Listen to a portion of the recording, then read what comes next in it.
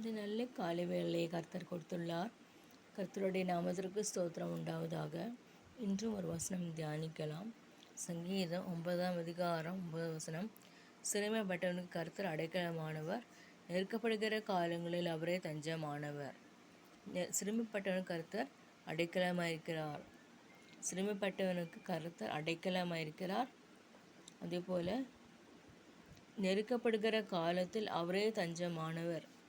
நம்ம கஷ்டப்படும் பொழுது அவர் தான் நமக்கு தஞ்சமாக இருக்கிறார், கோட்டையாக இருக்கிறார், துருகமாக இருக்கிறார், கேடகமாக இருக்கிறார். எப்போ அவர் நம்ம சிறுமைப்பட்ட நிலைமையிலும் தாழ்த்தப்பட்ட நிலைமையிலும் கூனி குறுகி நம்ம வாழ்கிற வாழ்க்கையில் கர்த்தராகிய இயேசுவானவர் நம்மளுக்கு கேடகமாக இருக்கிறார். அவர் நமக்கு அடைக்கலமாக இருக்கிறார்.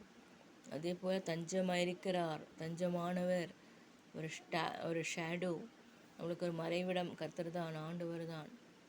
ஆதாமும் ஏவாளுக்கும் கர்த்தர் சகாயமாக இருந்தார். ஆனால் அவர்கள் தான் அதை விட்டு விட்டார்கள்.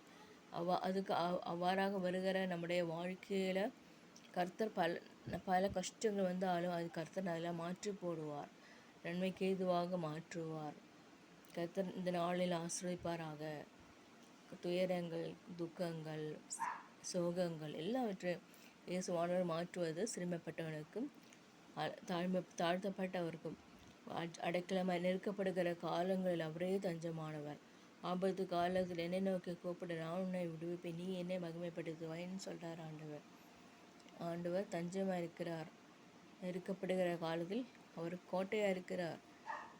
அவர் நீதி செய்வார். அவர் பூச்சக்கரத்தை நீதியாய் நியாயம் தீர்த்து சகல ஜனங்களுக்கும் செம்மையாய் நீதி செய்வார். அடுத்த வசனம் தான். அவர் நீதி செய்வார்.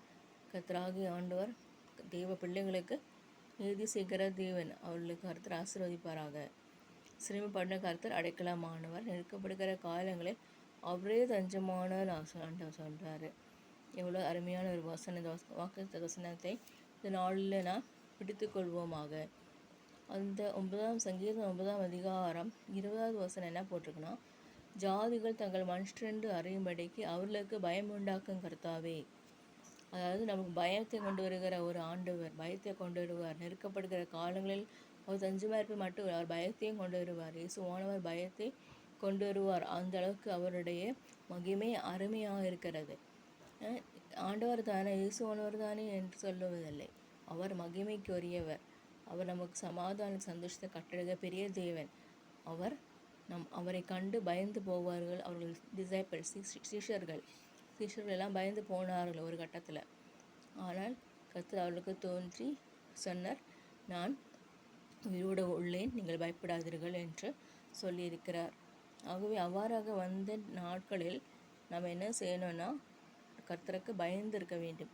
கர்த்தருக்கு பயப்படுதலே ஞானத்தின் ஆரம்பம். கர்த்தருக்கு பயந்து வாழ்ந்தால்தான் நமக்கு ஆசீர்வாதம்.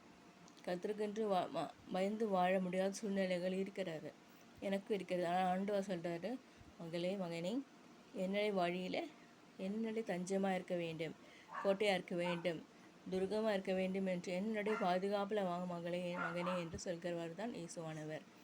அவர் ஜாதிகள் மனுஷன் அறியும்படிக்கு அவர்களுக்கு பயம் உண்டாக்கும் கர்த்தாவேன்னு ஆண்டவர் சொல்கிறாரு. பயப்படுகிற தேவன் நம்முடைய வாழ்க்கையில் இருக்கிற எல்லா டிட்ஃபோட்டாச்சும் ஆண்டவர் தான் செய்கிறார். அவர் தான் ஆஸ்வதிப்பார். மற்றவர்களுக்கு நம்ம ஒன்றும் செய்வேன். இயேசுவானவர் நமக்கு சும்மா இருங்கள், நீங்கள் சும்மா இருங்கள், கர்த்தர் உங்களுக்காக பெரிய யுத்தங்களை செய்வாராகன்னு சொல்கிறார் ஆண்டவர். என்ன அருமையான ஆண்டவர். அவருடைய வசனத்தை கடைப்பிடித்து அவ்வாறாக வாழ்வோமாக. ஆசீர்வதிப்பாராக. ஆமேன், ஆமேன்.